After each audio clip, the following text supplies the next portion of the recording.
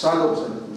Selamat malam, salam sejahtera bagi kita semua. Oleh karena kemurahan hati Tuhan, kita dimungkinkan untuk melangsungkan ibadah pendalaman Alkitab disertai dengan perjamuan suci. Kita patut bersyukur, berarti Tuhan masih memberi kesempatan untuk mendapatkan pertolongan dan pemulihan daripada Tuhan. Saya juga tidak lupa menyapa anak-anak Tuhan, hamba-hamba Tuhan dalam luar negeri dimanapun Anda berada, kiranya Tuhan memberkati kita sekalian. Puji Tuhan. Baik, segera kita memperhatikan firman penggembalaan untuk ibadah pendalaman Alkitab dari Rut pasal 1. Rut pasal 1 ayat 7 sampai dengan ayat yang ke-12. Tuhan mau datang. Apa yang menyelamatkan kita kalau bukan Tuhan? Amin saudaraku. Salib Tuhan yang menolong kehidupan kita. Tanpa salib tidak seorang pun selamat. Dimanapun kita beribadah, kalau tidak mau pikul salib tidak selamat. Justru ketika ada salib, bersyukurlah kepada Tuhan. Tidak usah klarifikasi, tidak usah membenarkan diri. Justru ketika teraniaya membiarkan diri tertindas sampai mulut tidak terbuka, mati, daging tidak bersuara lagi.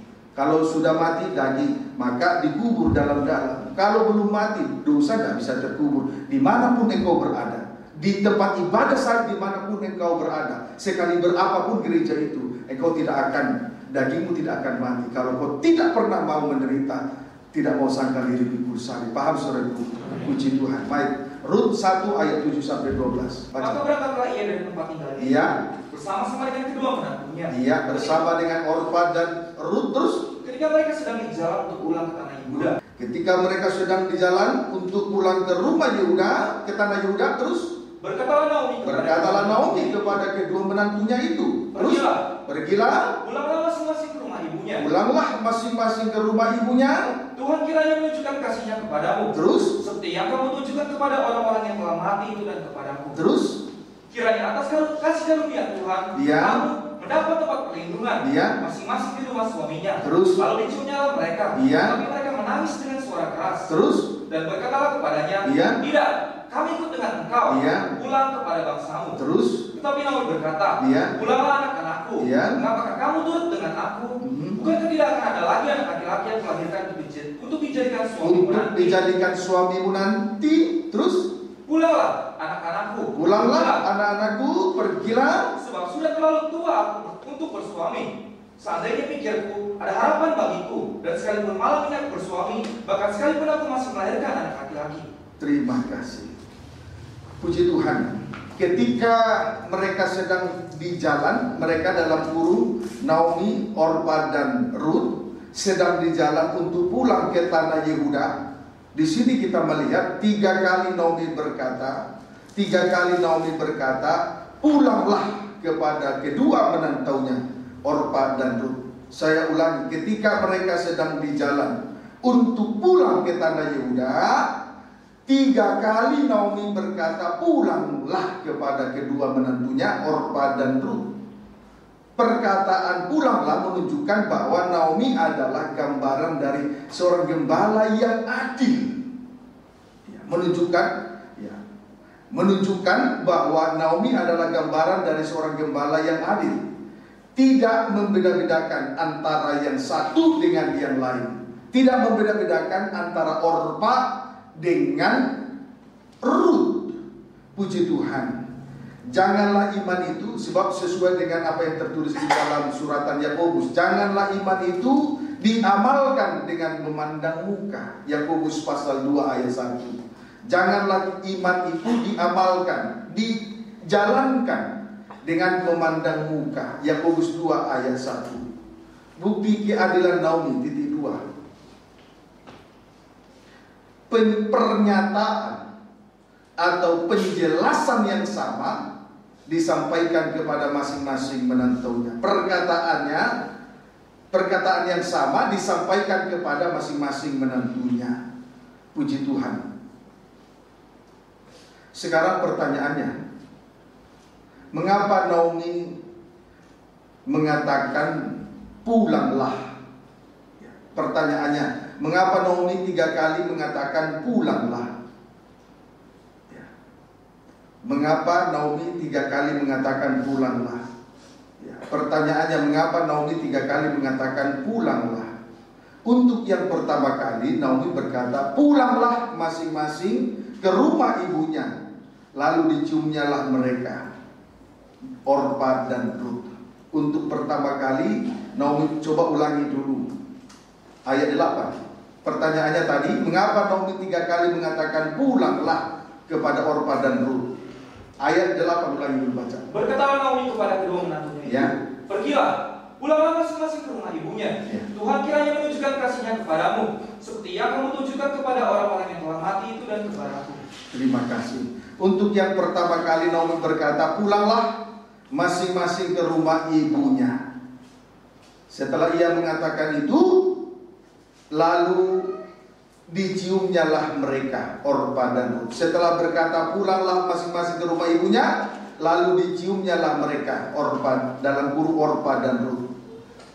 Tetapi ayat yang ke-9 sampai 10, kiranya atas kasih karunia Tuhan kamu mendapat tempat perlindungan. tetapi atas karunia Tuhan kamu mendapat tempat perlindungan. Terus Masing-masing di rumah suaminya. ya, Lalu diciumnyalah mereka.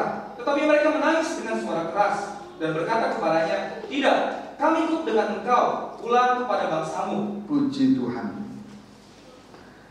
Tetapi Orpa dan Rut menangis dengan suara keras dan berkata kepada Naomi, tidak, kami ikut dengan engkau pulang kepada bangsamu. Pendeknya, Orpa dan Rut menolak untuk pulang ke rumah ibunya masing-masing. Mereka memilih untuk tinggal di tengah-tengah bangsa Israel. Jadi pendeknya, Orpa dan Rut menolak untuk pulang ke rumah ibunya masing-masing.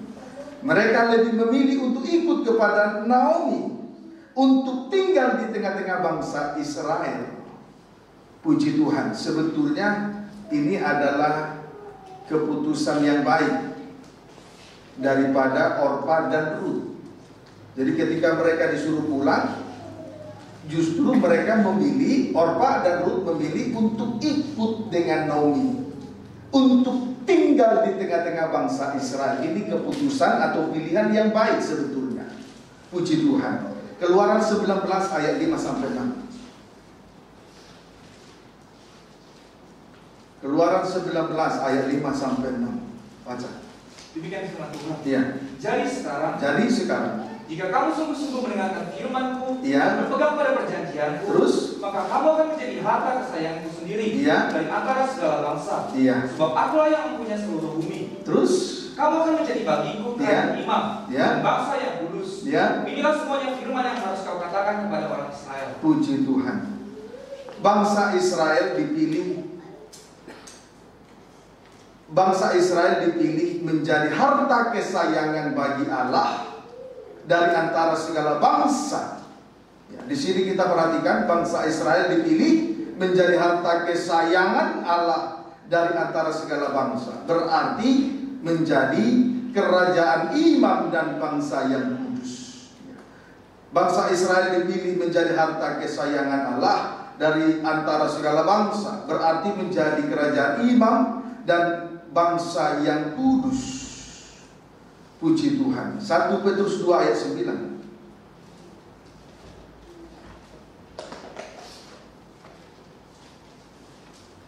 1 Petrus 2 ayat yang ke-9. Silakan. Demikian firman Tuhan. Ya. Tetapi kamulah bangsa yang terpilih. Bangsa yang terpilih. Terus Imamat yang rajani. imamat rajani. Bangsa yang kudus. Ya, kerajaan imam, bangsa yang kudus. Terus Umat kepunyaan Allah sendiri. umat kepunyaan Allah sendiri. Supaya kamu memberitakan perbuatan-perbuatan yang besar dari Dia. Iya. Yang telah memanggil kamu keluar dari kegelapan kepada terangnya yang ajaib. Puji Tuhan. Menjadi kerajaan imam dan bangsa yang kudus. Berarti dipilih dan menjadi milik kepunyaan Allah. Menjadi kerajaan imam dan bangsa yang kudus. Berarti dipilih dulu supaya menjadi kepunyaan Allah. Amin saudaraku. Sebab di sini kamulah bangsa yang terpilih, imamat rajani, bangsa yang kudus, umat kepunyaan Allah sendiri, supaya kamu memberitakan perbuatan-perbuatan yang besar dari Dia. Jadi menjadi kerajaan imam dan bangsa yang kudus berarti dipilih untuk menjadi milik kepunyaan Allah. Tujuannya titik 2, supaya memberitakan perbuatan-perbuatan yang besar dari Dia. Tujuannya supaya memberitakan perbuatan-perbuatan yang besar dari Dia. Artinya menyampaikan atau memberitakan Kristus yang disalibkan. Sebab karya Allah yang terbesar adalah salib Kristus. Amin saudaraku. Sebab karya Allah yang terbesar adalah salib Kristus.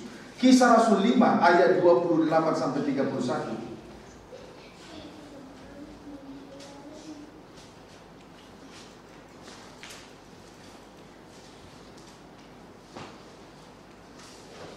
Kisah Rasul 5 ayat 28 sampai 31. Silakan. Demikian firman Tuhan. Ya. Katanya, dengan keras kami melarang kamu mengajar dalam nama ini. Ya. Namun ternyata kamu telah memenuhi Yerusalem dengan ajaranmu. Ya. Dan kamu hendak menanggung darah orang itu kepada kami. Ya. Mahkamah agama melarang mereka. Terus. Tetapi Petrus dan Rasul-Rasul itu menjawab. Ya. Katanya, Ya. kita harus lebih taat kepada Allah. Kita harus lebih taat kepada Allah. Terus. Daripada kepada manusia. Kepada manusia. Terus. Allah nenek moyang kita telah membangkitkan Yesus. Iya. Yang kamu gantungkan pada kayu salib. Yang kamu gantungkan di kayu salib. Terus. Dan kamu bunuh. Terus. Dia adalah yang telah ditinggikan oleh Allah sendiri. Iya. Dengan tangan kanannya menjadi pemimpin. Iya. Dan juru selamat. Terus. Supaya Israel dapat bertobat. Terus. Dan menerima pengampunan dosa. Saudaraku, Rasul Petrus, secara khusus Rasul Petrus dan Yohanes, di sini kita melihat mereka mengajarkan pribadi Yesus yang disalibkan. Dia telah mati dan bangkit pada hari yang ketiga. Sekalipun mereka dilarang untuk menyampaikan pengajaran salib. Puji Tuhan. Kisah Rasul 4 ayat 2. Itu sebabnya Rasul Petrus berkata, kita harus lebih taat kepada Allah daripada kepada manusia. Jadi sekalipun dia dilarang untuk memberitakan salib Kristus, saudaraku, dia tetap memberitakan pribadi Yesus yang disalibkan, yang telah mati dan bangkit pada hari yang ketiga. Sekalipun dia dialah lagi, dia tetap memberitakan salib Kristus. Itu sebabnya Petrus berkata, kita harus lebih taat kepada Allah daripada kepada manusia. Kisah Rasul pasal 4 ayat 2. Demikian firman Tuhan. Ya. Orang-orang itu sangat marah. Ya. Karena mereka mengajar orang banyak. Ya. Dan memberitakan bahwa dalam nama Yesus ada kebangkitan dari antara orang mati. Ya. Ayat 3. Mereka ditangkap dan diserahkan ke dalam tahanan sampai keesokan harinya, karena hari telah malam. Terima kasih. Petrus dan Yohanes memberitakan kebangkitan Yesus dari antara orang mati. Itu sebabnya Petrus dan Yohanes memberitakan atau mengajarkan kebangkitan Yesus dari antara orang mati. Puji Tuhan. Mereka membawa kabar ini di Yerusalem, dan banyak orang yang bertobat. Kurang lebih 5.000 orang. Puji Tuhan. Haleluya. Saudaraku, di dalam 1 Korintus pasal 15 terdapat 3 kebangkitan, yaitu 1 kebangkitan Kristus. 1 Korintus 15 ayat 1 sampai 11. 1 Korintus 15 ayat 1 sampai 15. Kegunaan kebangkitan Kristus supaya hidup di dalam kemurahan Tuhan. Supaya hidup di dalam kemurahan Tuhan. Amin saudaraku. Haleluya. 2, kebangkitan kita. 1 Korintus 15 ayat 12 sampai 34. Kegunaannya supaya pengorbanan kita di hadapan Tuhan tidak menjadi sia-sia, termasuk ibadah dan pelayanan ini tidak menjadi sia-sia. Jadi segala pengorbanan yang kita korbankan di hadapan Tuhan, di tengah-tengah ibadah dan pelayanan yang Tuhan percayakan ini tidak menjadi sia-sia. Termasuk ibadah dan pelayanan ini tidak menjadi sia-sia. Itu kegunaan kebangkitan kita. 3, kebangkitan tubuh. 1 Korintus 15 ayat 38 sampai 58. Kebangkitan tubuh. 3, kebangkitan tubuh. 1 Korintus 15 ayat 38 sampai 58. Kegunaannya, manusia daging menjadi manusia rohani. Manusia daging menjadi manusia rohani. 1 Korintus 15 manusia daging atau nafsani menjadi manusia rohani. Puji Tuhan. Saudaraku, manusia daging memikirkan hal-hal yang dari daging. Ia tidak memikirkan hal-hal yang dari roh, tidak memikirkan perkara di atas, perkara rohani. Itulah ibadah dan pelayanan dengan segala kegiatan-kegiatan yang ada di dalamnya. Sebaliknya, manusia rohani memikirkan hal-hal yang dari roh, memikirkan ibadah dan pelayanan dengan segala kegiatan-kegiatan yang ada di dalamnya. Itulah manusia rohani. Puji Tuhan, kebangkitan tubuh. Jadi manusia daging menjadi manusia rohani, itu kebangkitan tubuh. Amin, saudaraku. Kebangkitan Kristus supaya kita hidup di dalam kemurahan. Kebangkitan kita, kalau kita ada dalam suasana kebangkitan, segala pengorbanan tidak menjadi sia-sia. Segala ibadah pelayanan yang kita jalankan ini tidak menjadi sia-sia. Amin, saudaraku. Puji Tuhan. Baik, kita lihat dulu 1 Korintus 15 ayat 51 sampai 53. Baca. Kebangkitan tubuh. Kebangkitan tubuh. Kita ambil dari kebangkitan tubuh saja. Terus, sesungguhnya aku menyatakan kepadamu suatu rahasia. Suatu rahasia. Terus, kita tidak akan mati semuanya. Ya. Tetapi kita semuanya akan diubah. Ya. Dari manusia daging menjadi manusia rohani, itu berubah. Terus, dalam sekejap mata. Dalam sekejap mata. Terus, pada waktu bunyi nafir yang terakhir. Ya. Sebab nafir akan berbunyi dan orang-orang mati akan dibangkitkan dalam keadaan yang tidak dapat binasa, dan kita semua akan diubah. Karena yang dapat binasa ini harus mengenakan yang tidak dapat binasa, dan yang dapat mati ini harus mengenakan yang tidak dapat mati. Puji Tuhan. Ketika manusia daging berubah menjadi manusia rohani, berarti mengenakan yang tidak binasa. Mengenakan yang tidak binasa sama dengan hidup kekal. Ayat 54 sampai dengan ayat 56. Dan sesudah yang dapat binasa ini mengenakan yang tidak dapat binasa, dan yang dapat mati ini mengenakan yang tidak dapat mati, maka akan genaplah firman Tuhan. Maka genaplah firman Tuhan yang tertulis terus. Maut telah ditelan dalam kemenangan. Hai maut, di manakah kemenanganmu? Hai maut, di manakah sengatmu? Sengat maut ialah dosa, dan kuasa dosa ialah hukum Taurat. Puji Tuhan. Saudaraku,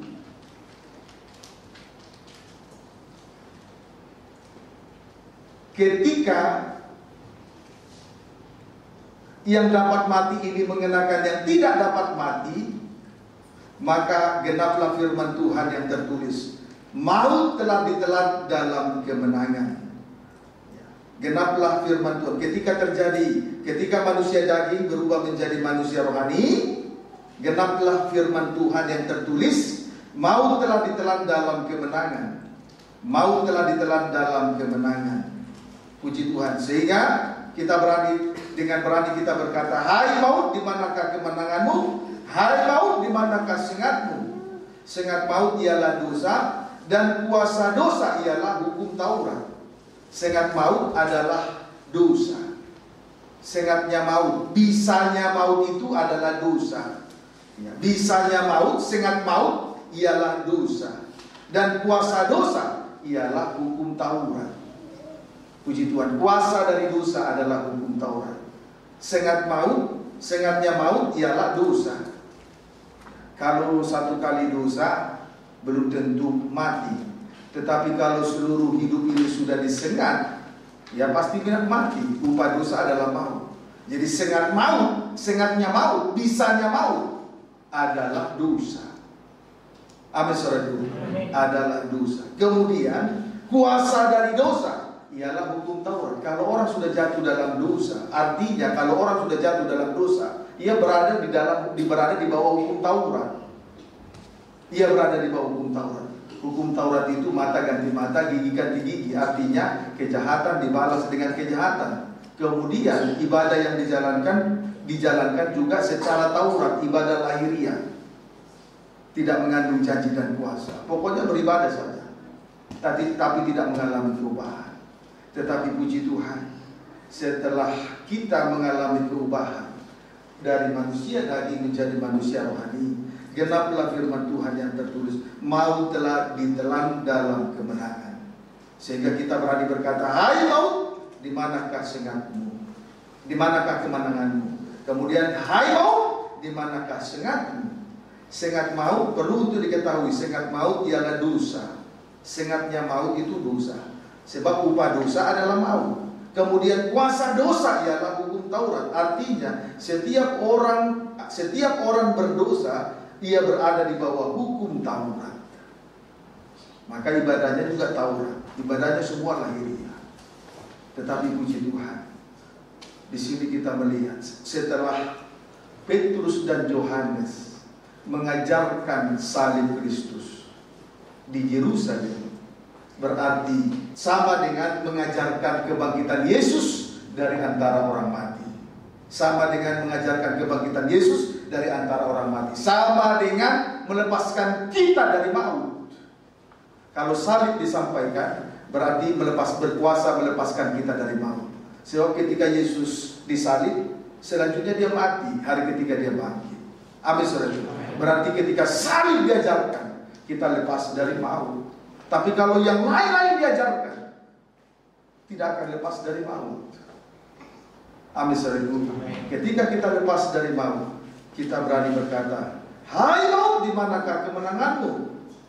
Dan kita berani berkata, "Hai maut, di manakah sengatmu?" Perlu untuk diketahui, sengat maut ialah dosa. Artinya sengat maut adalah dosa. Artinya upah dosa adalah maut. Kemudian kuasa dosa ialah hukum Taurat. Artinya setiap orang yang berdosa, ia berada di bawah hukum Taurat. Ayat 57-58. Puji Tuhan, tadi Rasul Petrus dan Yohanes tetap memilih untuk mengajarkan salib Kristus, kebangkitan Yesus dari antara orang mati. Amin, saudaraku. Terus, tapi syukur kepada Allah. Syukur kepada Allah terus. Yang telah memberikan kepada kita kemenangan oleh Yesus Kristus. Oleh karena Kristus Yesus yang disalibkan itu kita berkemenangan. Oleh karena salib Kristus kita berkemenangan. Terus. Karena itu saudara-saudara, berdirilah teguh. Berdirilah teguh. Jangan goyah. Giatlah selalu dalam pekerjaan Tuhan salib Kristus. Terus. Sebab kamu tahu bahwa dalam persekutuanmu dengan salib, jerih payah tidak sia-sia. Amin, saudaraku. Puji Tuhan. Rasul Paulus bersyukur kepada Allah yang telah memberikan kemenangan oleh salib Kristus. Selanjutnya dia berpesan supaya kita tetap berdiri teguh, jangan goyah, giatlah selalu dalam pekerjaan Tuhan. Puji Tuhan. Alasannya ialah dalam persekutuan dengan Tuhan, jerih payahmu tidak sia-sia. Puji Tuhan. Haleluya. Kiranya dapat dipahami dengan baik. Titus pasal 2 ayat 14-15. Titus pasal 2 ayat 14-15. Titus pasal 2 ayat 14-15, baca. Kasih karunia Allah menyelamatkan semua manusia. Ya. Demikian firman Tuhan. Dia telah menyerahkan dirinya bagi kita, untuk membebaskan kita. Dia telah menyerahkan diri untuk disalibkan, dan salib itu berkuasa untuk membebaskan kita dari dosa, kejahatan, terus dari segala kejahatan. Dan untuk menguduskan bagi dirinya suatu umat, kepunyaannya sendiri, yang rajin berbuat baik. Puji Tuhan, yang rajin berbuat baik. Ayat 15. Beritakanlah semuanya itu. Nasihatilah dan yakinkanlah orang dengan segala kewibawaanmu. Jangan ada orang yang menganggap engkau rendah. Jadi saudaraku, dipilih dan menjadi milik kepunyaan Allah. Dipilih untuk menjadi milik kepunyaan Allah. Tujuannya rajin berbuat baik. Tujuannya rajin berbuat baik. Artinya tidak berhenti untuk memberitakan salib Kristus yang berkuasa untuk membebaskan kita dari kejahatan. Amin, saudaraku. Rajin berbuat baik. Artinya tidak berhenti memberitakan salib Kristus yang berkuasa untuk membebaskan kita dari kejahatan. Puji Tuhan. Haleluya. Ayat 11-12. Karena kasih karunia Allah yang menyelamatkan semua manusia sudah nyata. Kasih karunia Allah, darah salib Kristus, itu adalah kasih karunia menyelamatkan semua manusia. Sudah nyata, bukan samar-samar, tapi nyata. Terus Ia mendidik kita supaya kita meninggalkan kefasikan dan keinginan-keinginan duniawi, dan supaya kita hidup bijaksana, adil, dan beribadah di dalam dunia sekarang ini. Puji Tuhan. Saudaraku, menerima pengajaran salib berarti menerima pengajaran salib yang menyelamatkan semua manusia, berarti Tuhan mendidik kita. Titik 2. Step pertama, supaya kita meninggalkan kefasikan dan keinginan-keinginan duniawi.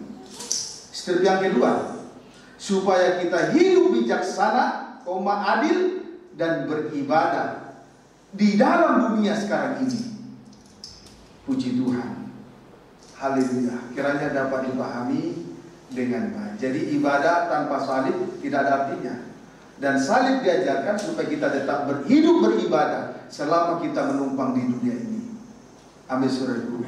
Puji Tuhan. Kita bersyukur kita diselamatkan oleh karena kasih karunia. Yang berdosa, yang tidak layak menjadi layak, itu kasih karunia. Kenapa kita mendapat kasih karunia? Itu karena darah salib Kristus. Berarti darah salib Kristus lah yang menyelamatkan semua orang berdosa. Berarti ketika kita menerima pengajaran salib, sama dengan Tuhan mendidik kita. Titik 2, step pertama, supaya kita meninggalkan kefasikan dan keinginan-keinginan duniawi. Nah, itu pengajaran salib. Supaya Tuhan mendidik kita. Titik 2, step pertama, supaya kita meninggalkan kefasikan. Itulah dosa kesombongan, keangkuhan, merasa diri benar lebih baik dari orang lain. Kemudian supaya kita meninggalkan keinginan-keinginan duniawi. Strip yang kedua, supaya kita hidup bijaksana, adil dan beribadah di dalam dunia sekarang ini. Bijaksana berarti dapat membedakan antara yang baik dan yang jahat. Adil berarti tidak membeda-bedakan satu dengan yang lain. Kemudian beribadah berarti sangkal diri, pikul salib. Puji Tuhan. Kiranya dapat dipahami dengan baik. Jadi itulah alasan saya mengatakan bahwa ketika Orpa dan Ruth memilih untuk ikut Naomi, untuk berada di tengah-tengah bangsa Israel, itu adalah keputusan yang benar. Bangsa Israel itu bangsa yang terpilih, imamat rajani, bangsa yang kudus, milik kepunyaan Allah. Berarti dipilih untuk menjadi umat kepunyaan Allah. Siapa itu? Mereka yang melayani. Siapa yang melayani? Memberitakan perbuatan-perbuatan yang besar dari Dia. Karya Allah yang terbesar adalah salib Kristus. Jadi dipilih untuk menjadi kepunyaan Allah, untuk menyampaikan pengajaran salib. Amin, saudaraku. Ketika pengajaran salib kita terima, sama dengan Tuhan mendidik kita. Titik 2, strip pertama, supaya kita meninggalkan kefasikan dan keinginan-keinginan duniawi. Keinginan duniawi. Puji Tuhan. Kemudian supaya kita hidup bijaksana, adil dan beribadah di dalam dunia sekarang ini. Bijaksana sama dengan dapat membedakan antara yang baik dan jahat. Adil sama dengan tidak membeda-bedakan satu dengan yang lain. Beribadah sama dengan sangkal diri, pikul salib. Puji Tuhan. Kiranya dapat dipahami dengan baik. Amin, saudaraku. Jadi keputusan Orpa dan Ruth untuk memilih ikut Naomi untuk pulang ke bangsanya, itu pilihan yang tepat dan benar.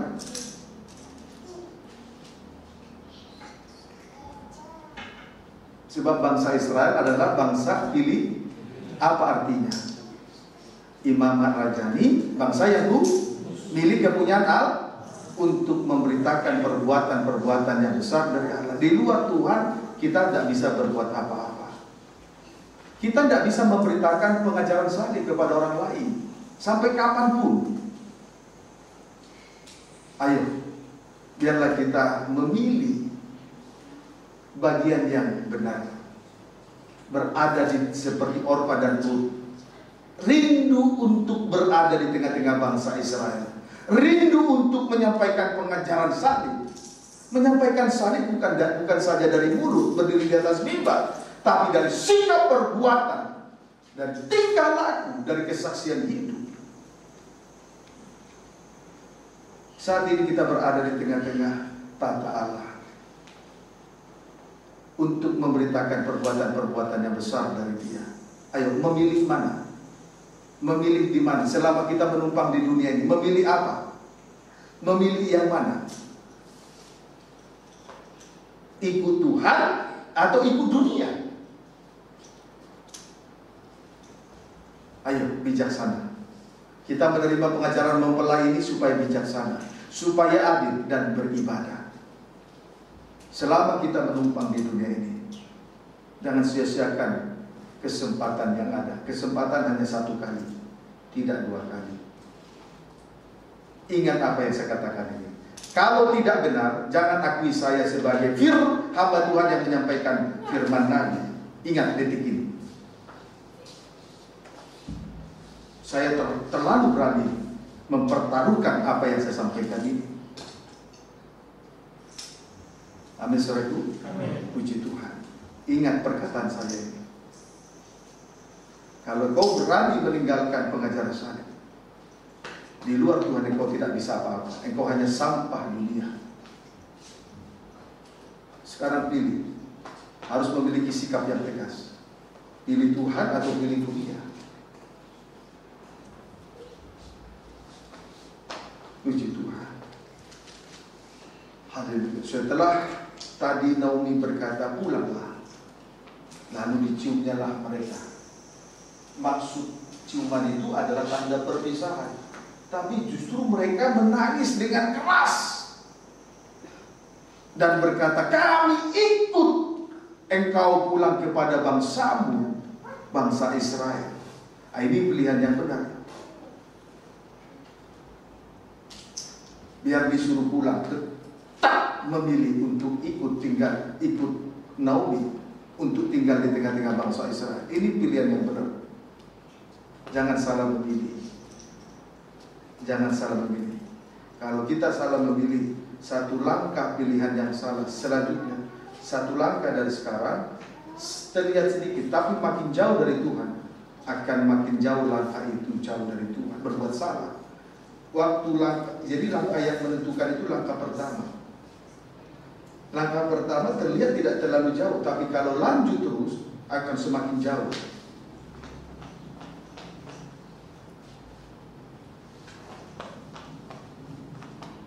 Akan semakin jauh, akan kembali terlihat tabiat lama.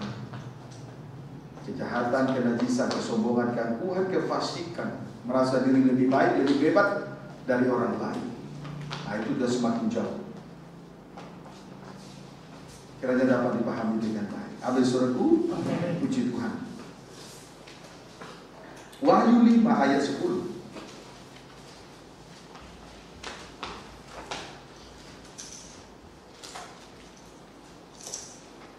Wahyu 5 ayat yang ke-10 baca. Demikian firman Tuhan. Ya. Dan engkau telah membuat mereka menjadi suatu kerajaan, suatu kedudukan yang sangat tinggi. Terus dan menjadi imam-imam bagi Allah. Berarti terus dan mereka akan memerintah sebagai raja. Iya. Puji Tuhan. Saudaraku, menjadi suatu kerajaan dan menjadi imam bagi Allah itu adalah suatu kedudukan yang sangat tinggi dan istimewa. Amin, saudaraku. Adalah suatu kedudukan yang sangat tinggi dan istimewa. Tujuannya adalah supaya memerintah sebagai raja di bumi. Berarti memberitakan perbuatan-perbuatan yang besar dari Allah, atau memberitakan pengajaran salib selama kita ada di atas muka bumi ini, itu sama dengan memerintah sebagai raja di bumi. Amin, saudaraku. Haleluya. Sama dengan memerintah sebagai raja di bumi.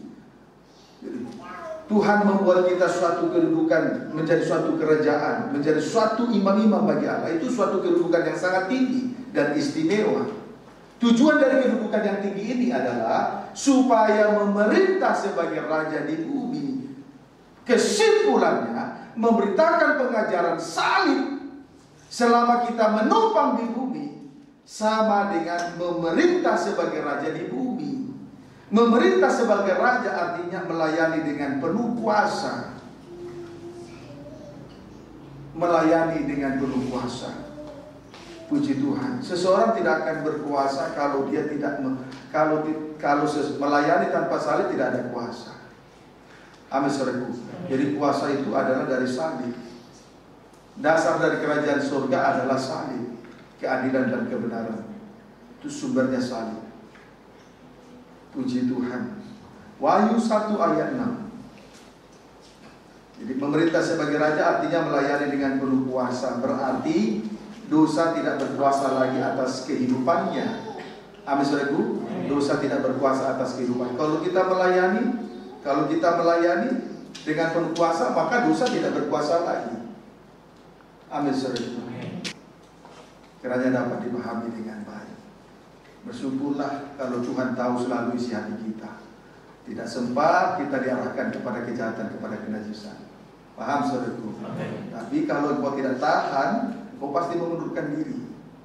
Tapi kalau kau mau dikoreksi, kau pasti bertahan. Nah, itulah pengajaran salib untuk mendidik kita supaya, tadi saya sudah terangkan, supaya 2 kali. Step pertama, step kedua. Amin, saudara. Puji Tuhan. Baik, Wahyu 1 ayat yang kedua. Demikian firman Tuhan. Ya, baca. Dan yang telah membuat kita menjadi suatu kerajaan, menjadi imam-imam bagi Allah, namanya. Bagi Dialah kemuliaan. Bagi Dialah kemuliaan dan kuasa sampai selama-lamanya. Jadi kalau kita memerintah sebagai raja di bumi, berarti bagi Dialah kemuliaan dan kuasa sampai selama-lamanya. Amin. Amin, saudara. Puji Tuhan. Ayo sekarang tentukan pilihan. Jangan salah melangkah. Ketika engkau salah melangkah, langkah pertama sepertinya tidak terlalu jauh dari Tuhan. Tetapi kalau bertahan terus di langkah yang salah, semakin lama kau akan semakin jauh dari Tuhan. Apa buktinya? Kejahatan tetap ada, kenajisan tetap ada, pikiran duniawi tetap ada, kefasikan, kesombongan, merasa diri hebat dan lain sebagainya.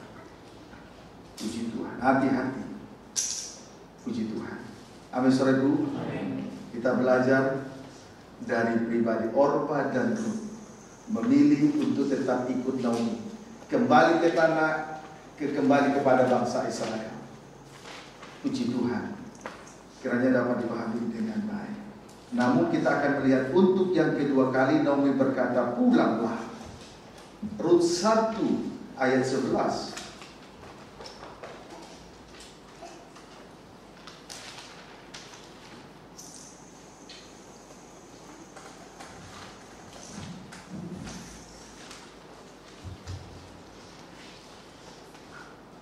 Rut 1 ayat 11. Baca. Ya. Tetapi Naomi berkata, pulanglah anak-anakku. Mengapakah kamu turut dengan aku? Mengapakah kamu turut dengan aku? Terus, bukankah tidak akan ada lagi anak-anak laki-laki yang kulahirkan untuk dijadikan suamimu nanti? Suamimu nanti. Puji Tuhan. Naomi berkata, pulanglah kepada Orpa dan Rut untuk yang kedua kalinya. Jadi untuk yang kedua kalinya Naomi berkata kepada Orpa dan Rut, pulanglah. Pulanglah. Puji Tuhan. Kemudian di sini ketika Naomi berkata pulanglah anak-anakku, dilanjutkan dengan pertanyaan. Ketika Naomi berkata kepada Orpa dan Rut, pulanglah anak-anakku, dilanjutkan atau disertai dengan suatu pertanyaan, yaitu mengapakah kamu turut dengan aku? Disertakan dengan suatu pertanyaan, mengapakah kamu turut dengan aku? Sebetulnya ini adalah pertanyaan yang bodoh dan salah. Kalau anak Tuhan, kalau orang Kristen yang tadinya berada dalam kegelapan, tetapi akhirnya dia sadar, lalu dia mengambil suatu keputusan untuk memilih ikut Tuhan, itu kan pilihan yang tepat. Maka saya sebagai hamba Tuhan akan semakin menghimbau dia terhadap pilihannya itu, supaya dia pegang sungguh-sungguh.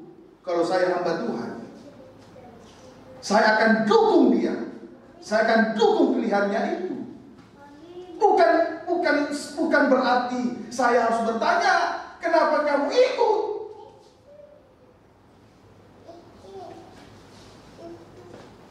Seharusnya Naomi semakin mendukung. Tapi Naomi tidak. Ketika Naomi berkata, pulanglah anakku kepada Orpa dan Rut untuk yang kedua kali, disertakan dengan suatu pertanyaan yang bodoh dan salah, yaitu dengan pertanyaan, mengapakah kamu turun dengan aku? Ini suatu pertanyaan yang salah, yang keliru dari seorang hamba Tuhan. Seharusnya seorang hamba Tuhan yang benar, dia harus semakin mendukung pilihan itu, untuk supaya lebih sungguh-sungguh lagi dia hidup di dalam Tuhan. Kiranya dapat dipahami dengan baik. Amin, saudaraku. Itu tolonglah, mengertilah dengan pelayanan ini. Kalau kita sudah menerima pengajaran salib, ayo bantu saya. Saya melihat sebelum 100% mendukung saya untuk pengajaran salib. Sebab apa? Hampir semua saya lihat masih menyukai kenajisan. Kadang seperti kita lihat menghadap begini, tapi arahnya kenajisan. Itu dasar saya mengatakan itu. Sepertinya bagus, tapi arahnya kepada kenajisan. Itu dasar saya mengatakan dukung saya, supaya jangan ada orang yang mundur dari pelayanan ini. Saya belum lihat 100% satu orang pun dengan bulat hatinya mendukung pengajaran salib.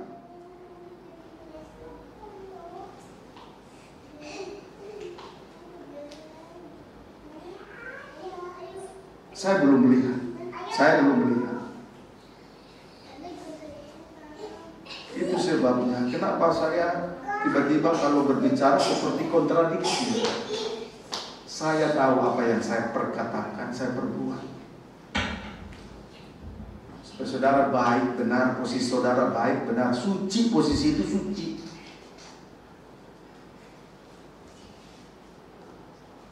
Belum saya lihat. Sungguh, sebetulnya perkataan ini tidak ini kalau seorang hamba Tuhan yang ketakutan, dia tidak akan berani mengatakan ini, karena dia akan takut semua jemaat akan berontak. Tapi saya tidak takut, karena itu yang saya lihat.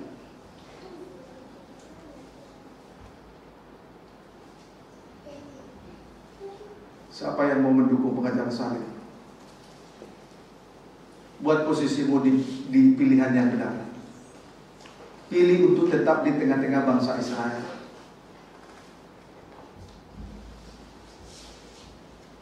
Amin, saudaraku.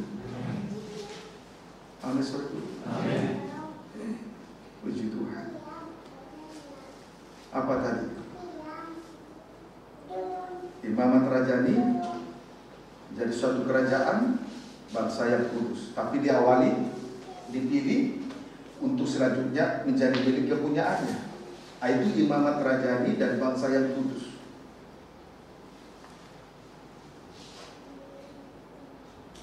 Puji Tuhan. Paham, saudaraku? Mungkin kita tidak bertanya kepada orang lain ketika seseorang mengikuti Tuhan. Mungkin kita tidak mempersalahkan dia untuk ikut Tuhan. Mungkin kita tidak mempertanyakan dia untuk ikut Tuhan. Tetapi dengan sikap dan perbuatan yang keliru, sudah mempersalahkan dia ikut Tuhan. Paham, saudaraku? Kita sedang mempersalahkan orang lain ikut Tuhan. Kenapa setiap berkali-kali kita dengar firman, tetapi berulang-ulang pikiran dan perasaan itu selalu ingin kepada kenajisan.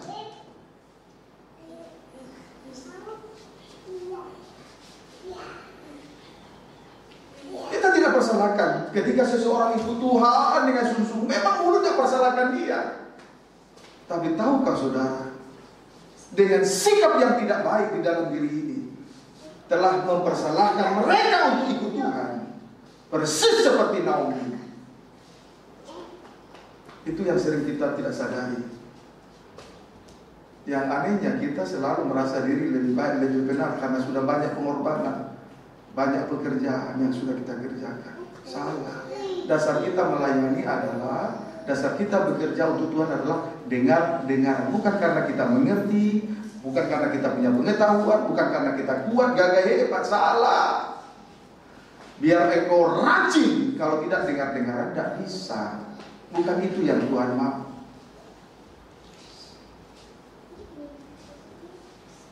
Tuhan tidak berkenan kepada korban sembelihan dan korban bakaran. Tuhan lebih suka dengan orang yang dengar-dengaran.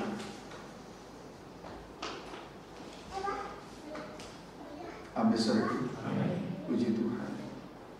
Kalau engkau merasa bahwa firman ini benar dan menusuk hatimu, jangan ulangi kesalahan yang seperti kesalahannya Naomi. Kita punya kerinduan supaya banyak orang mengenal pengajaran mempelai dan pengajaran tabernakel. Tapi justru kita mempertanyakan orang-orang lain, mempertanyakan orang yang ikut Tuhan dengan sungguh-sungguh. Mengapa engkau ikut? Memang mulut tidak bertanya, tapi dengan sikap yang salah sudah mempertanyakan orang yang ikut Tuhan sungguh-sungguh.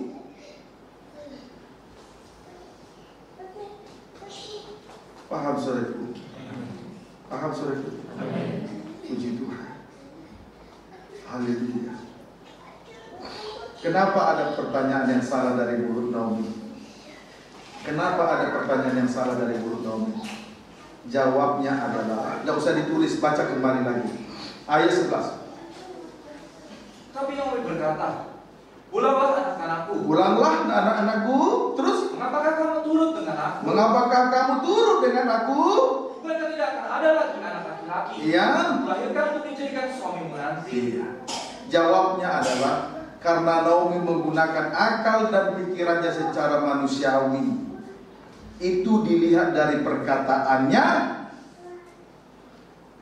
Bukankah tidak akan ada lagi anak laki-laki yang kulahirkan untuk dijadikan suamimu nanti? Nah, dari perkataan inilah kita mengetahui bahwa Naomi menggunakan akal dan pikirannya secara manusiawi. Memang secara manusiawi Naomi tidak akan mungkin lagi melahirkan anak laki-laki karena dia seorang janda. 1, 2, karena dia sudah tua. Tapi kan itu pikiran manusiawi daging. Bagi Tuhan tidak ada yang mustahil.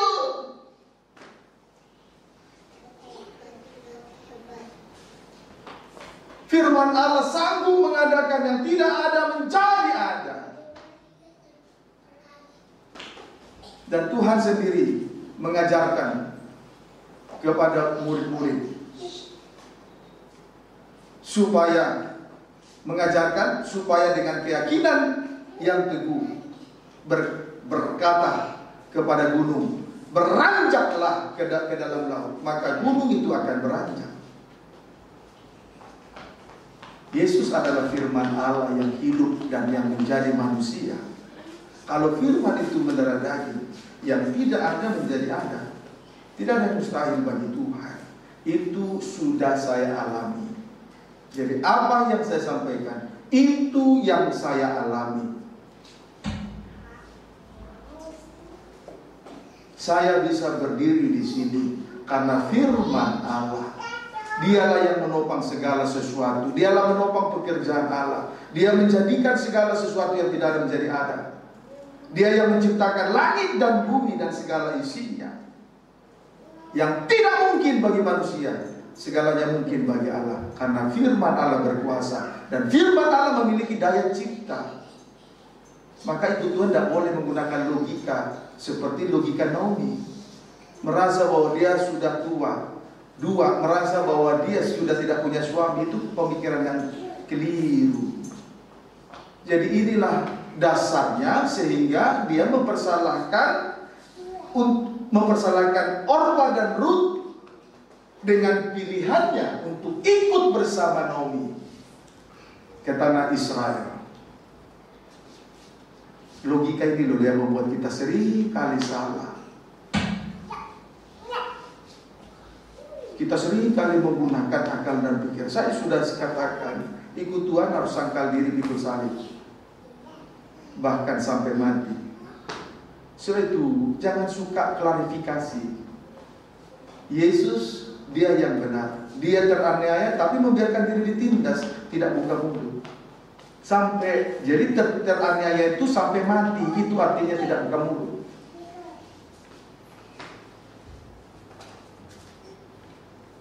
Yang benar saja, yang salah saja tidak boleh buka mulut. Yang benar saja tidak boleh buka mulut, apalagi sudah salah.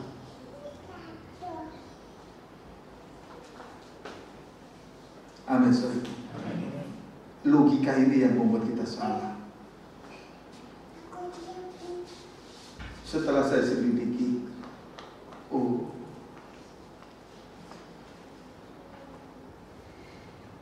ternyata perkataan Naomi yang kedua kali kepada Orpa dan Ruth, pulanglah, didasari karena ini. Dia gunakan logika, akal pikiran manusia. Puji Tuhan. Dulu waktu saya masuk sekolah Alkitab, logika, saya masih menggunakan logika. Karena saya sudah lama dibentuk di dunia ini. Apa bukti saya dibentuk oleh dunia? Saya mempertahankan harga diri. Saya mempertahankan egosentris. Saya merasa diri lebih, yang bahwa yang kuat itu yang hebat, yang pintar itu yang hebat. Setelah itu tertanam, lalu saya masuk sekolah Alkitab.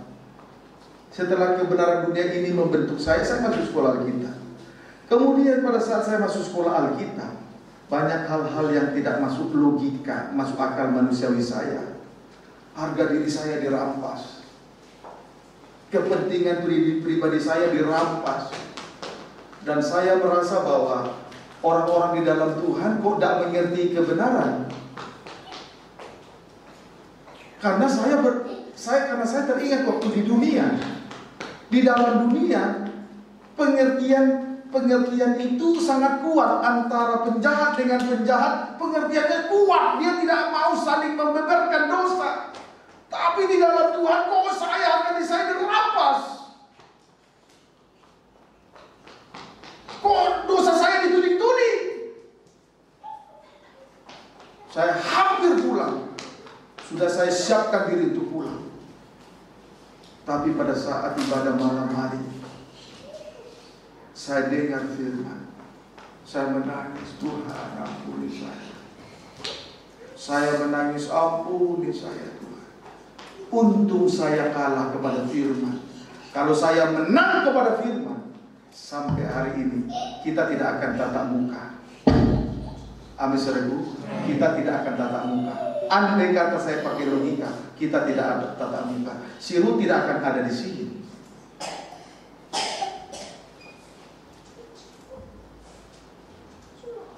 Paham saudaraku? Puji Tuhan. Saudara tidak akan pernah ikut pengajaran mempelai kalau saya gunakan logika. Mama Nisi tidak akan pernah kenal pengajaran mempelai, ikut pengajaran mempelai kalau saya gunakan logika. Si Kaleb tidak akan menjadi pelayan pembaca firman kalau saya gunakan logika. Kita semua. Paham saudara? Haleluya.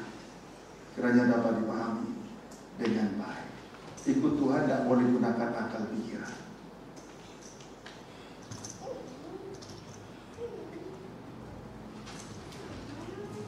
Markus, Injil Lukas.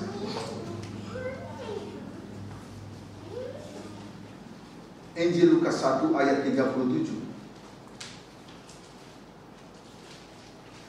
Injil Lukas 1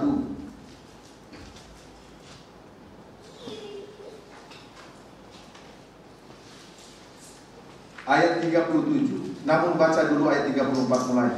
Demikian firman Tuhan. Ya. Kata Maria kepada malaikat itu. Pemberitahuan tentang kelahiran Yesus. Baca ayat 34. Kata Maria kepada malaikat itu. Iya. Bagaimana hal itu mungkin terjadi? Ya, bagaimana hal itu terjadi, pemberitahuan tentang kelahiran Yesus, bahwa Maria akan melahirkan Yesus. Terus? Karena aku belum bersuami. Iya. Jawab malaikat itu kepadanya. Iya. Roh Kudus akan turun atasmu. Iya. Iya. Dan kuasa Allah yang maha tinggi akan menaungi engkau. Terus? Sebab itu anak yang akan kau lahirkan itu akan disebut kudus, anak Allah. Terus? Dan sesungguhnya Elisabet, anak sanakmu itu, ia pun sedang mengandung seorang anak laki-laki pada hari tuanya. Dan inilah bulan yang datang bagi dia, yang disebut mandul itu. Ayat 37. Tulis semua 34 sampai 37. Terus? Sebab bagi Allah tidak ada yang mustahil. Saudaraku, Maria yang tidak punya suami melahirkan anak laki-laki, Yesus Kristus.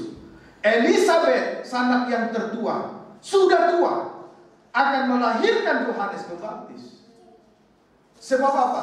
Bagi Tuhan tidak ada yang mustahil. Amin, saudaraku. Tadi kan Naomi menggunakan logika. Dia sudah tidak bersuami, 1, 2, umurnya sudah tua dan tidak akan mungkin melahirkan anak laki-laki. Tetapi di sini kita melihat Maria tidak punya suami. Elisabet tidak, yang sudah tua. Pada akhirnya mereka berdua mempunyai anak laki-laki. Sebab apa? Bagi Tuhan tidak ada yang mustahil. Amin, saudara. Puji Tuhan. Firman Allah sanggup mengadakan yang tidak ada menjadi ada. Tidak usah pakai logika.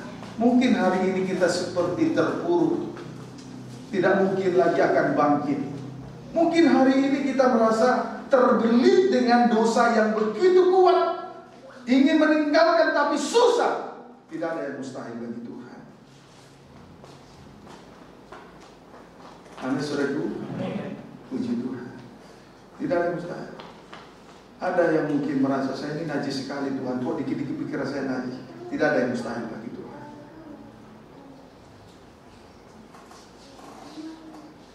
Saya ingin melepaskan diri dari dosa dusta. Ingin berusaha, kok gak bisa Tuhan. Tidak ada yang mustahil bagi Tuhan.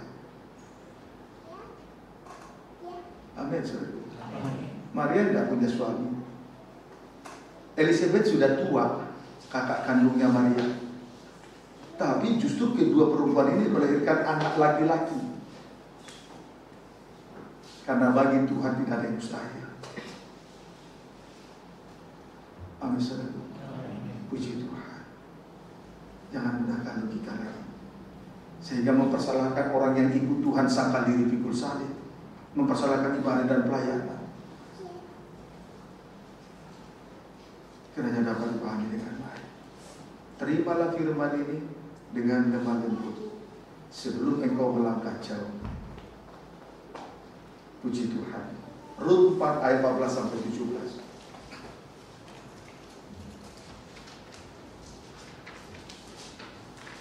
Rut 4 ayat 14 sampai 17.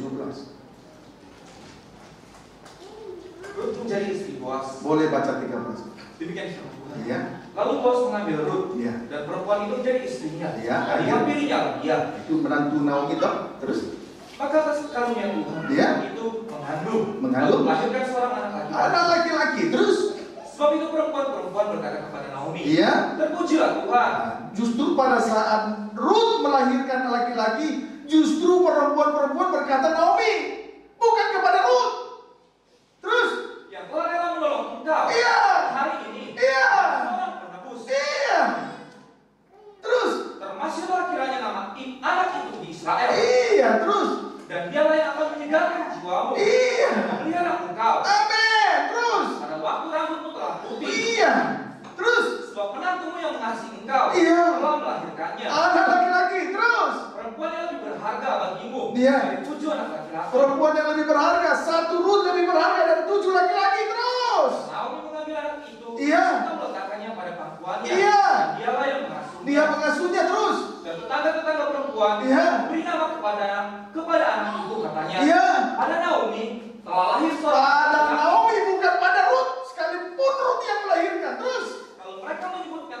disebutkan namanya Obed. Iya, Obed. Dialah ayah Isai, ayah Daud. Haleluya, puji Tuhan. Tidak ada yang mustahil. Kalau kita ikut Tuhan, Tuhan akan berikan keturunan. Sekalipun Naomi sudah tua, sekalipun Naomi tidak bersuami. Itu sebabnya ketika Ruth melahirkan anak laki-laki, perempuan-perempuan berkata kepada dia, kepada Naomi, terpujilah Tuhan yang telah rela menolong engkau pada hari ini dengan seorang penebus. Termasyurlah kita kiranya nama anak itu di Israel. Kemudian dialah yang akan menyegarkan jiwamu dan memelihara engkau pada waktu rambutmu telah putih.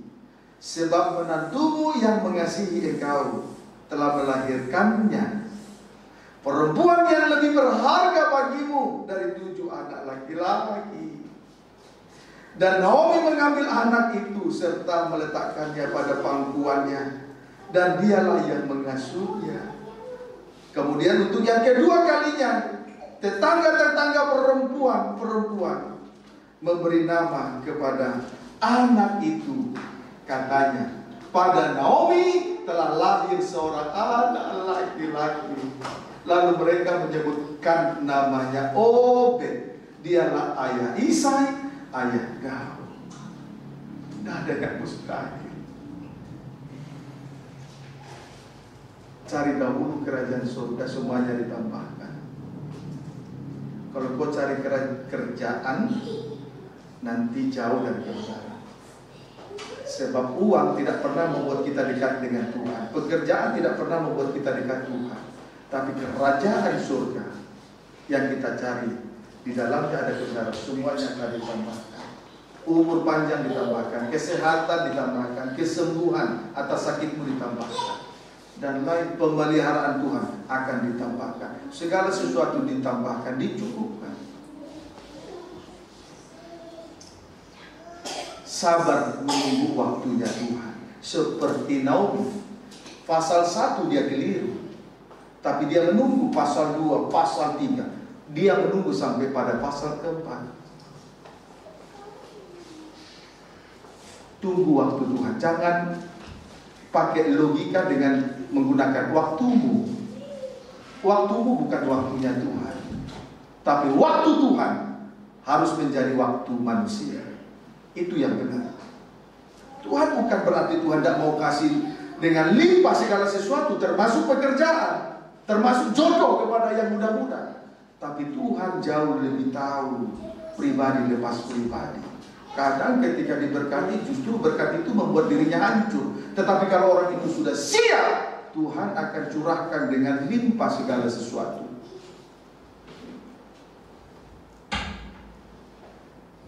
Amin. Engkau menikmati, nikmatilah supaya kita bisa hancur hati nanti saat menyembah Tuhan. Kiranya dapat dipahami dengan baik. Amin, saudaraku. Kemudian untuk yang ketiga kali, kita akan melihat untuk yang ketiga kali Naomi berkata pulanglah. Rut 1 ayat 12. Rut 1 ayat 12, baca. Demikian firman Tuhan. Ya. Pulanglah anak-anakku, ya. Pergilah, sebab sudah terlalu tua aku untuk bersuami. Seandainya pikirku, ada harapan bagiku. Dan sekalipun malam ini aku bersuami, ya. bahkan sekalipun aku masih melahirkan anak laki-laki. Iya. Naomi berkata kepada Orpa dan Rut, pulanglah anak-anakku, pergilah, ya. Sebab sudah terlalu tua aku untuk bersuami. Seandainya pikirku ada harapan bagiku, dan sekalipun malam ini aku bersuami, bahkan sekalipun aku masih melahirkan anak laki-laki. Alasan Naomi mengatakan itu karena ia telah terlalu tua sehingga tidak ada harapan lagi.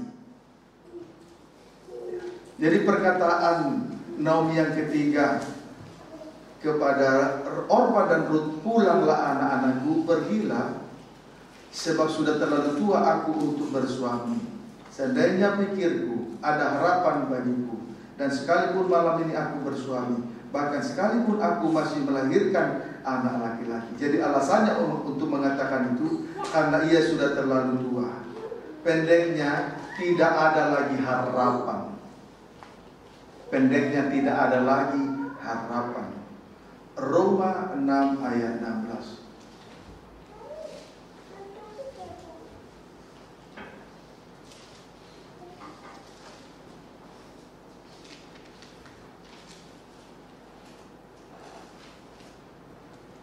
Roma 6 ayat 16.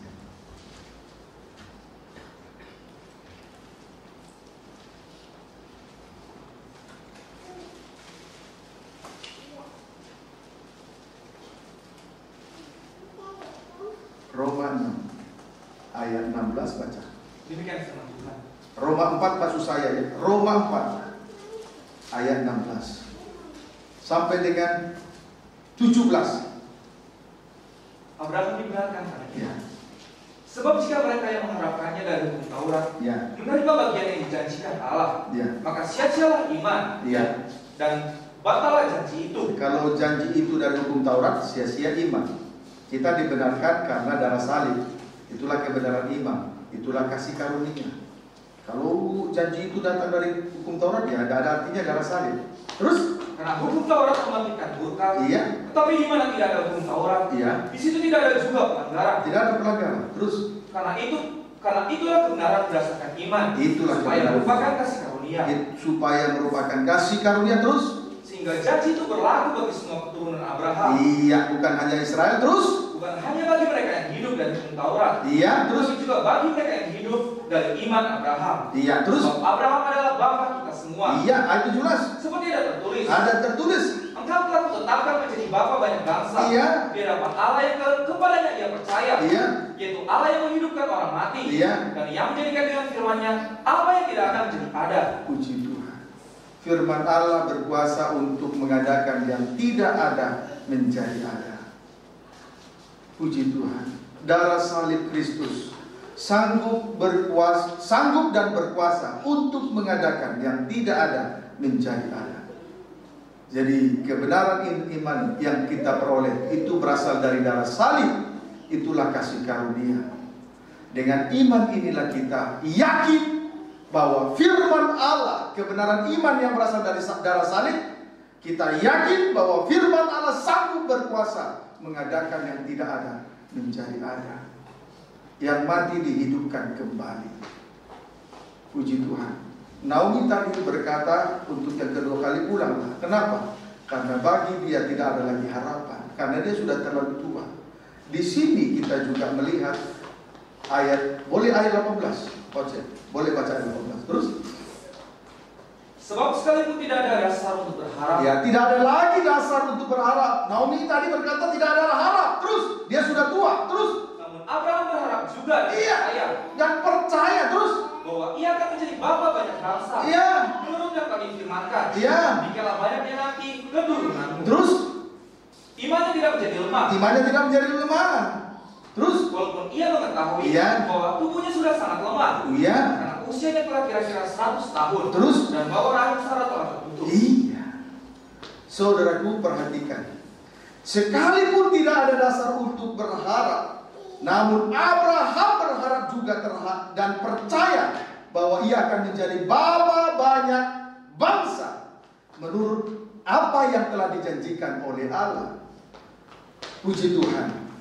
Imannya tidak menjadi lemah, walaupun ia mengetahui satu, tubuhnya sudah sangat lemah karena usianya telah tua 100 tahun. 2, rahim Sarah telah tertutup, sudah mandul. Puji Tuhan. Tetapi dia tetap berharap dan percaya. Jadi dia tidak. Ayat 20.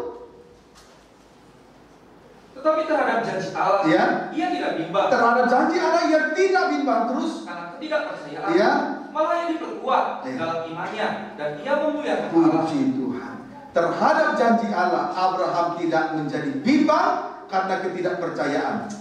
Malah ia diperkuat dalam imannya, dan ia terus memuliakan Allah. Dia terus percaya dan berharap kepada Allah. Puji Tuhan. Menurut logika tidak ada lagi harapan, karena Abraham satu sudah tua 100 tahun, sama dengan menepus mati pucuk, lemah sawat, mohon maaf. Yang kedua, rahim Sarah sudah tertutup, sama dengan mandul. Secara logika tidak bisa kita berharap. Tetapi Abraham tetap percaya dan berharap. Dia tidak bimbang oleh karena ketidakpercayaan. Justru oleh karena imannya, ia tetap memuliakan Tuhan. Iman itu datang dari salib, bukan dari uang. Jadi kalau orang misalnya sungguh-sungguh beribadah karena karirnya bagus, pekerjaannya bagus, sungguh-sungguh misalnya melayani karena dia punya uang, itu bukan iman.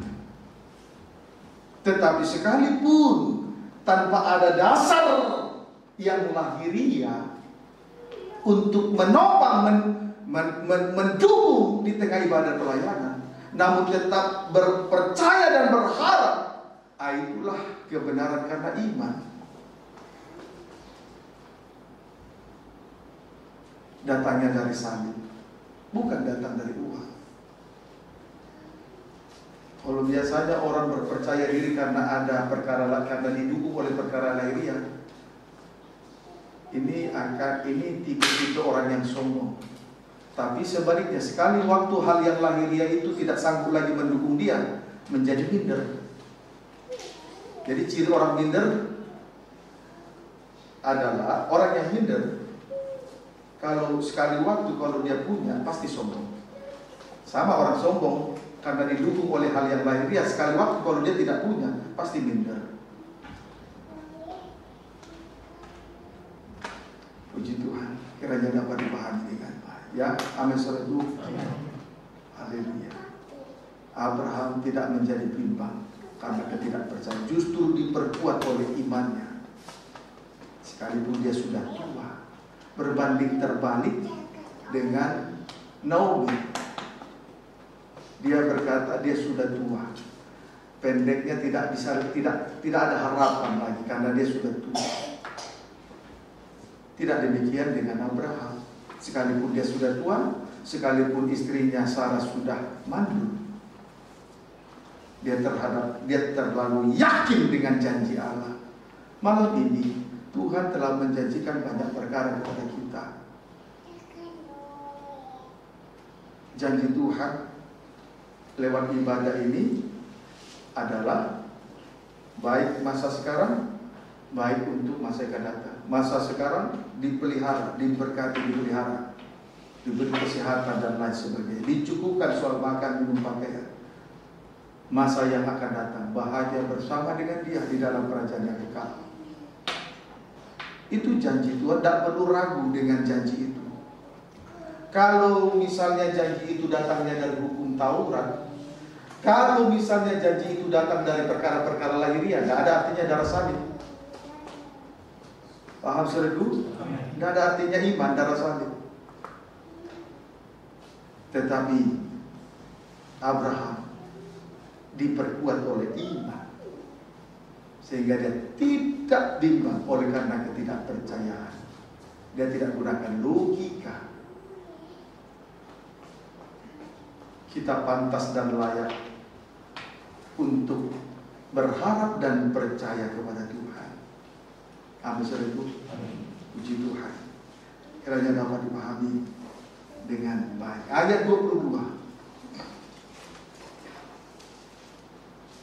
Karena hal ini diperhitungkan kepadanya sebagai kebenaran. Nah, terus kata-kata ini, yaitu hal ini diperhitungkan kepadanya, tidak ditulis untuk Abraham saja. Iya, terus tetapi ditulis juga untuk kita. Iya. Sebab kepada kita pun Allah memperhitungkannya. Iya. Terus karena kita percaya kepada Dia, iya, yang telah membangkitkan Yesus Tuhan kita dari antara orang. Kembali dari salib lagi. Jadi karena itu hal ini diperhitungkan kepadanya sebagai kebenaran. Tetapi bukan hanya kepada Abraham, bukan hanya kepada bangsa Israel, tetapi juga kepada bangsa kafir, kepada saya dan saudara. Kebenaran itu akan diperhitungkan asal kita tetap berharap dan percaya kepada Tuhan, tidak bimbang oleh karena ketidakpercayaan. Kiranya dapat dipahami dengan baik. Amin, saudaraku. Sekarang kenapa Naomi 3 kali mengatakan pulanglah? Kenapa Naomi mengatakan pulanglah sebanyak 3 kali kepada Ruth, kepada Orpa dan Ruth? Jawabnya ialah Rut 1 ayat 13. Kenapa Naomi berkata pulanglah sebanyak 3 kali kepada Orpa dan Rut? Jawabnya Rut 1 ayat 13, baca. Demikian firman Tuhan. Ya, baca ayat 12 mulai cepat ya. Pulanglah anak-anakku, pergilah, sebab sudah terlalu tua aku untuk bersuami. Seandainya pikirku ada harapan bagiku, dan sekalipun malam ini aku bersuami, bahkan sekalipun aku masih melahirkan anak laki-laki. Masakan kamu menanti sampai mereka dewasa? Masakan kamu menanti sampai mereka dewasa terus? Masakan karena itu kamu harus menahan diri dan tidak bersuami? Tidak bersuami terus? Janganlah kiranya demikian. Janganlah kiranya demikian terus. Anak-anakku, bukankah jauh lebih pahit yang aku alami daripada kamu? Sebab tangan Tuhan teracun terhadap aku. Naomi menggunakan pengalaman pahit yang dialami Naomi, ia gunakan sebagai tolak ukur. Itu jawabnya. Pengalaman pahit yang dialami Naomi, ia gunakan sebagai tolak ukur. Amin, saudaraku. Puji Tuhan. Banyak kali kita undur dari Tuhan karena kita mengalami hal yang pahit ketika berada di tengah ibadah dan pelayanan. Ketika kita memikul salib begitu pahit, lalu kita merasa bahwa kita ini sudah paling lebih menderita daripada orang-orang lain, sehingga akhirnya kita undur dari pelayanan. Juga Naomi berkata seperti itu. Kenapa dia berkata pulanglah kepada Orpa dan Rut sebanyak 3 kali? Karena dia menggunakan pengalaman pahit yang dialaminya sebagai tolak ukurnya. Kalau kita melihat salib kalau kita melihat sengsara salib yang kita alami justru membuat hidup kita pahit. Kalau pikiran kita seperti itu, maka itu yang membuat kita akhirnya kita mundur dari ibadah, mundur dari pelayanan, tinggalkan Tuhan jauh-jauh. Persislah seperti apa yang dikatakan oleh Naomi, pulanglah. Seharusnya orang yang ikut Tuhan semakin dimotivasi, semakin didukung seperti Yesus mendukung bangsa Israel di padang gurun, seperti sayang burung rajawali mendukung bangsa Israel di padang gurun. Kiranya dapat dipahami dengan baik. Amin, saudaraku. Puji Tuhan. Harusnya didukung.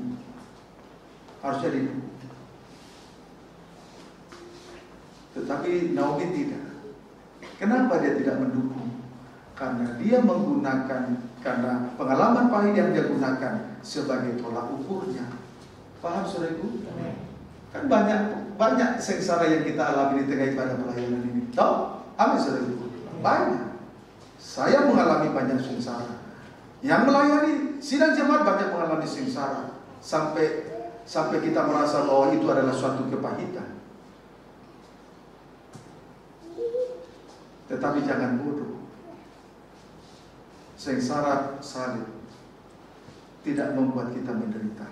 Justru salib berkuasa untuk membebaskan kita dari derita, dari kepahitan.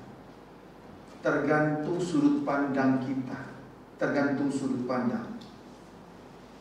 Dari sudut pandang mana kita melihat salib? Kalau sudut pandang logika manusiawi, itu kepahitan. Sebab itu tidak boleh berharap kepada salib. Tapi kalau sudut pandang kita gunakan sudut pandang rohani yang bahwa salib itu berkuasa membebaskan kita dari derita dan kepahitan, maka kita terus akan ikut Tuhan.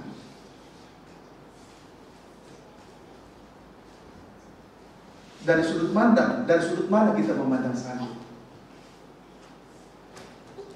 Dari sudut pandang mana? Logika atau dari sudut pandang mata rohani? Paham saudara? Puji Tuhan. Kiranya dapat dipahami dengan baik. Jangan ditulis. Puji Tuhan. Kiranya dapat dipahami dengan baik. Ya, amin saudaraku. Ayo, jangan lagi gunakan pengalaman pahit yang kita alami dan kita gunakan itu sebagai tolak ukur. Jangan ya, amin saudaraku. Tapi lihat tolak ukur. Kita memandang salib karena dia, dan kita memandang dia karena dia berkuasa untuk membebaskan kita dari derita, dari kepahitan. Jangan memandang salib dengan tolak ukur pikiran manusiawi. Nanti segalanya jadi pahit. Kepahitan itu kalau dibiarkan akan berakar. Itu yang disebut akar pahit.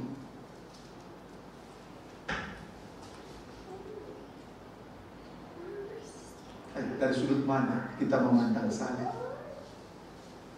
Dari sudut pandang kuasa pembebasannya atau dari sudut pandang logika manusia? Kalau dari sudut pandang rohani, salib berkuasa membebaskan kita dari derita dan dari kepahitan. Tapi kalau kita memandang salib dari sudut pandang logika, kita akan melihat bahwa salib adalah suatu kepahitan. Harga diri saya telah dirampas, dosa saya telah dituju-tuju, egosentris saya sudah diobrak-abrik, semua yang ada pada diriku sudah dipreteli. Timbullah kepahitan. Dan kalau ini dibiarkan, tidak segera diselesaikan di hadapan Tuhan malam ini, maka itu akan berakar. Dan kalau itu sudah berakar, ia akan menjalar kepada urat-urat yang lain di seluruh anggota tubuh ini.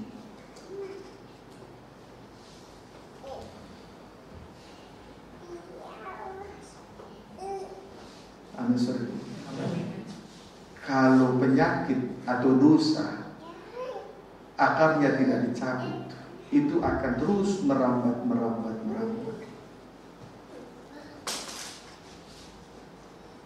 Ayo, dari sudut pandang mana saudara memandang salib? Jangan melemahkan orang lain.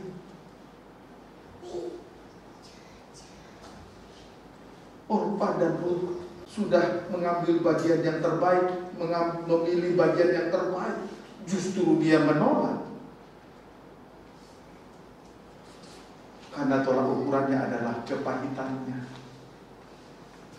Seolah-olah ketika Elimelek, Mahlon dan Kilion mati, seolah-olah itu karena kesalahan Tuhan.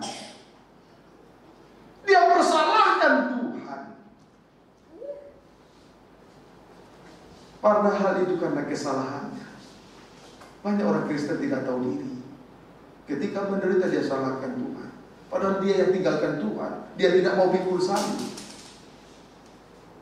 Kepahitan yang dimaksud adalah karena dia ditinggal mati oleh Elimelek dan Mahlon dan kedua anaknya Mahlon dan Kilion. Kiranya dapat dipahami dengan baik. Amin saudaraku. Malam ini ayo, jangan lagi gunakan saudaraku kepahitan sebagai tolak ukur untuk mengikuti Tuhan. Ya, puji Tuhan. Kiranya dapat dipahami dengan baik. Sungguh-sungguh ikut Tuhan.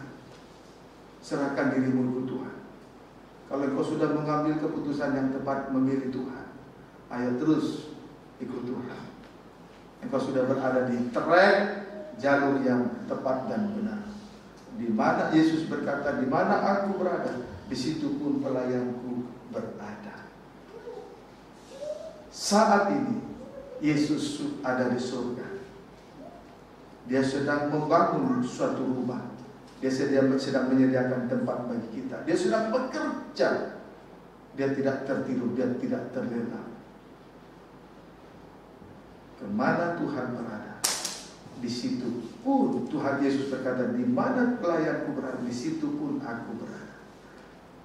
Beda dengan, tapi Thomas bertanya, di mana Tuhan? Kenapa Thomas bertanya seperti itu? Karena iman Thomas melihat dulu baru percaya. Kalau iman dari darah salib, dia tidak akan bimbang, tidak akan ragu oleh karena ketidakpercayaan. Itulah iman Abraham. Iman Abraham dengan iman Thomas berbeda. Maka kalau orang Batak tidak percaya disebut si Thomas.